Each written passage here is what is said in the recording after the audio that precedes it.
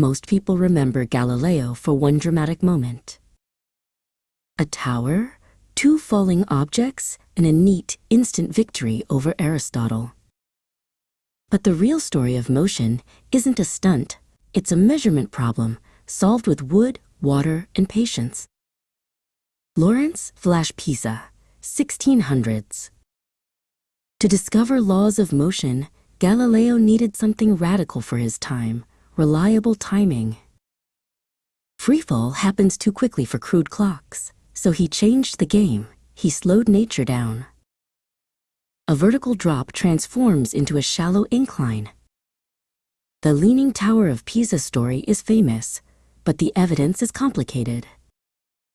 The most cited narrative comes from Vincenzo Viviani, written decades after Galileo's early work. Some scholars treat the episode as unverified, others debate what, if anything, happened and what it would have proven. Either way, the tower isn't where the real breakthrough lives. The breakthrough lives in a workshop where Galileo turned motion into numbers. Galileo used an inclined plane, a long board, a smooth groove, and a rolling ball. By reducing the slope, he reduced the acceleration, stretching a fraction of a second into something measurable. And then he compared distance to time, again and again, until a pattern emerged. Distance grows with the square of time. A simple table appears. T equals 1, right-pointing arrow, S equals 1.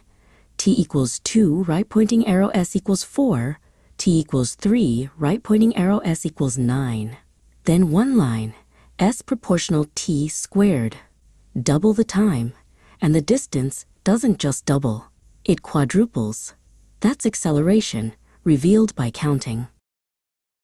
In Two New Sciences, Galileo describes a timing method that sounds almost too simple: a thin jet of water collected during each run, then weighed. The ratios of collected water gave the ratios of elapsed time.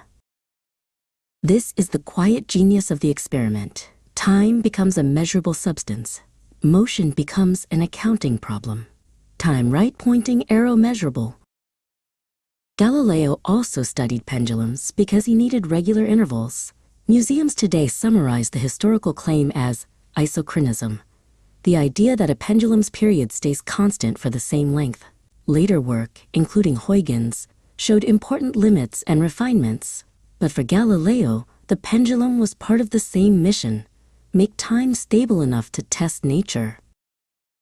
The tower story, true or not, suggests science advances by spectacle.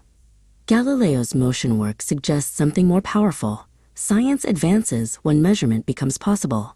His method, slowing motion, controlling variables, quantifying time, helped establish the foundations of kinematics that later physics would formalize.